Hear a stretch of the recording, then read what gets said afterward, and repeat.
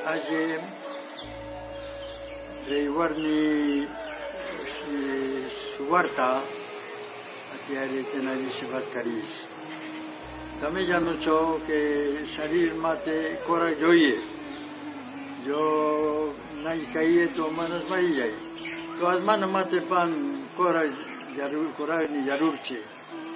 મુખ્ય ખોરાક 3 છે: પ્રાર્થના, પ્રભુની પ્રાર્થના, બીજું ખ્રિસ્તી પ્રસાદ, કોમ્યુનિયો, અને પવિત્ર શાસ્ત્ર. આજે આ પવિત્ર શાસ્ત્ર વિશે વાત કરીશ. અમે જાણીએ છીએ કે ઘણા લોકો નિર્વાણમાં જાય છે ત્યાં, અને નિર્વાણમાં પ્રભુની વાત સંભળાય. દરેક નિમિષમાં તો પાત્ર વંચાય અને સુવાર્તા વંચાય અને લોકો સાંભળે છે. પણ બીજી બાજુથી જોઈએ છે કે ઘણા લોકો બહુ સુધારતા જ નથી. જે અભિમાની હોય ઘેર આવે અને અભિમાન કરે છે, અને ગુસ્સેવાળો હોય તો ગુસ્સો ચાલે છે, અને જે તેના ખરાબ વિચારો હોય તો તેનું જીવન સારું નહીં. કેમ પ્રભુનો ખોરાક બરાબર શક્તિ ના આપે એ માટે કે આ લોકો સુધારી જાય. તો આજે પ્રભુ ઈસુ જવાબ આપે, કેમ કે પ્રભુની બી સારી છે, પણ જે ખેતરમાં પડી જાય આ ખેતર બરાબર નહીં. કોઈ ખેતર સારું છે, કોઈ ખેતર ખરાબ છે. જ્યારે ખેડૂત જાય છે વાવવા માટે તો અમુક બી પડી જાય છે રસ્તામાં. ત્યાં પેલા પંખીઓ આવે છે અને ખાઈ જાય છે, તે કશો અર્થ નથી. આ કોણ છે? અમુક લોકો કે દેવાલમાં આવે છે, હંમેશા મોર આવે છે, જાણે જોઈને મોર આવે છે સુવાર્તા વખતે, પછી ઉભા રહે છે બહાર, જોએ છે આજુબાજુ, અને પરિણામ શું છે કે પવિત્ર શાસ્ત્ર કશી અસર નથી. આ માણસો સુધારતા જ નથી, હંમેશા એવી રીતે રહે છે. બીજું બી પડી જાય છે ખેતરમાં, પણ અમુક ખેતરો બહુ કાંતા છે, બહુ પથ્થરો છે, અને જમીન ઠીક છે, અને બી ઉગે છે, અને પણ બરાબર નહીં, અને સારી રીતે પાક નહીં થાય. આ બીજા લોકો છે કે તેના જવાબમાં આવે છે પણ, અને સાંભળે છે, પણ તેને તાલીમ બરાબર નહીં. તો જ્યારે મુશ્કેલીઓ આવે અને પરેશાન આવે, શેતાન હેરાન કરે તો હારી જાય છે કે પેલો બરાબર થતું જ નહીં. ત્રીજા લોકો છે કે જમીન છે, કાંતાવાળી જમીન છે, બહુ કાંતા છે, અને ત્યાં ઉગે છે, પણ જ્યારે મોટો થાય તો ઘરમાં જાય છે, બગડી જાય છે, અને અસર નહીં થાય પછી. અને છેવટે બીજી જમીન છે કે ત્યાં સારી, અને ત્યાં બી પડી જાય અને સારો પાક આવે છે. પાક છે 25 ગણો, 50 ગણો ગમે તે. તો પ્રભુ ઈશ્વરે શું કહ્યું? કેમ લોકો સુધરી ન જાય? કારણ કે તેની જમીન બરાબર નથી. જમીન અમે મૂકીએ, આપણો ઢુલાય છે, અને જો હું સાંભળું છું અને ઓછું ધ્યાન આપું છું તો પછી ફાયદો નહીં થાય, માણસ નહીં પણ થઈ જાય. અમે દુઃખી છીએ, કારણ કે કેટલા લોકો દેવાલમાં આવે છે, પણ પછી ઘેર જાણીએ છીએ કે પાછા ઝઘડો કરે તેને પત્ની સાથે, છોકરાઓ સાથે વગેરે. અમુક લોકો છે કે તેના મગજ તો બહુ અભિમાની છે, બીજાની સાથે તકરાર કરે વગેરે. તો કારણ શું છે કે આ લોકો બરાબર દેવાલમાં આવતા જ નથી, નહીં ધ્યાન, પ્રભુની વાત નહીં સાંભળે બરાબર. ઘણા લોકો છે કે પાપની સ્થિતિમાં છે, પાપ કરે છે અને બિલકુલ પ્રાયશ્ચિત કરવા જતા જ નથી. કહે છે ફાધર નહીં બેસે કારણ કે લોકો આવતા જ નથી.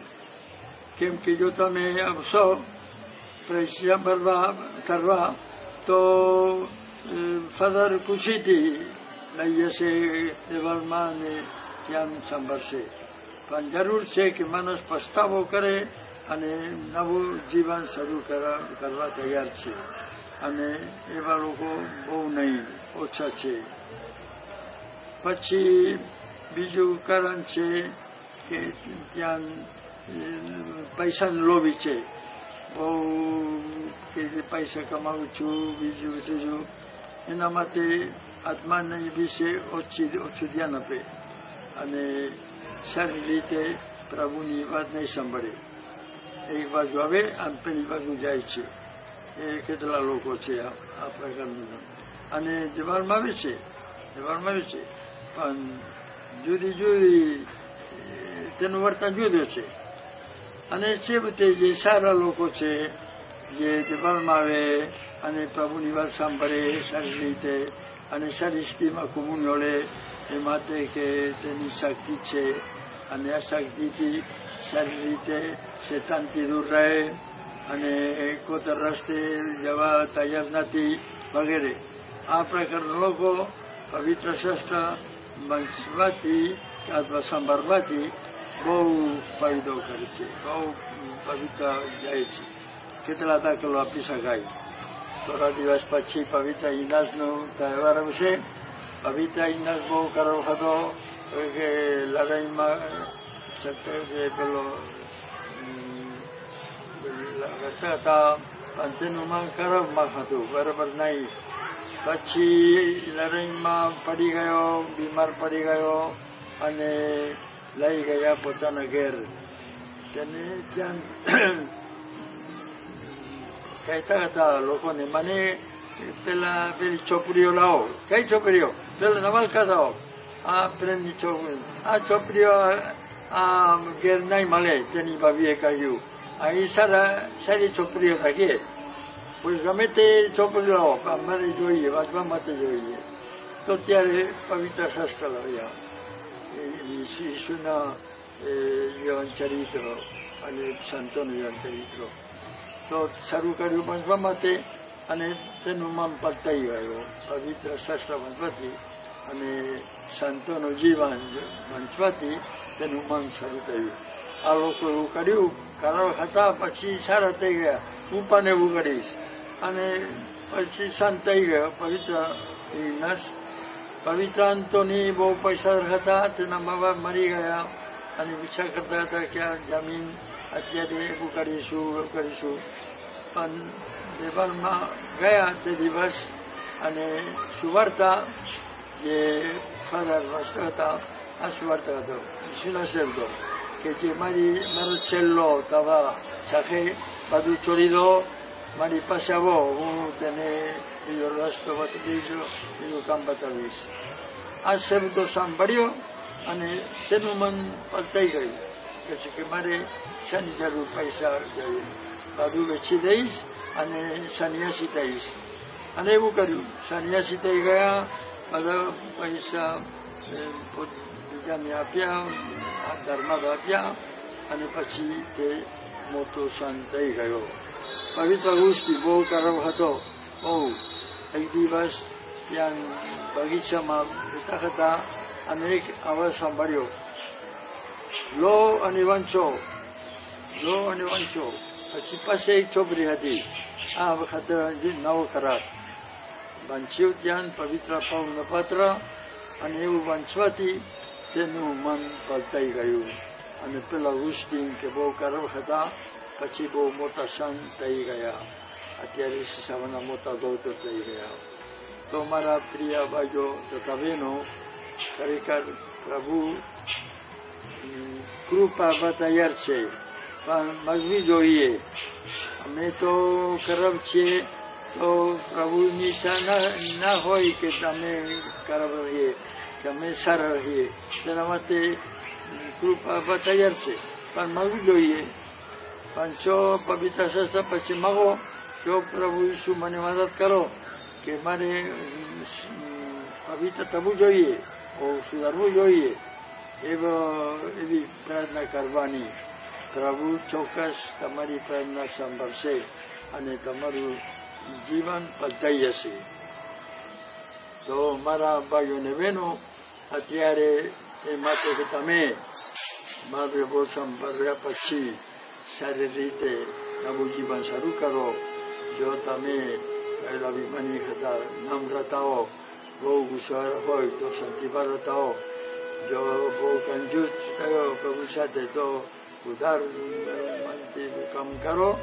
તો અત્યારે તમારા માટે પ્રાર્થના કરીશ અને ખાસ કરીને આશીર્વાદ આપીશ. એ માટે કે પ્રભુના મદદથી તમે જે નિશ્ચય કરશો તો અમલમાં મૂકો. ફક્ત એવું કરીશ પછી નહીં કરીએ એવું બરાબર નથી. બરાબર નક્કી કરો અને પ્રભુની કૃપાથી અમલમાં મૂકો તો તમારું જીવન બરાબર સારા અને ખુશી થશે.